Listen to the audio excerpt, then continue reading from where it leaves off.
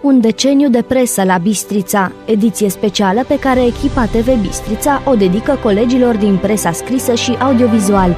O emisiune mai puțin obișnuită, fiindcă nu ne propunem să vorbim despre instituții, ci despre oameni, despre aspirațiile lor, despre visele lor, despre victoriile și înfrângerile lor, dar mai ales despre felul cum am reușit cu toții să rămânem oameni în acest deceniu, care nu a fost nici simplu, nici ușor, care ne-a confruntat cu provocări și crize neașteptate, ne-a pus în fața unor situații fără precedent și ne-a obligat să găsim soluții acolo unde toate speranțele păreau a fi luat sfârșit.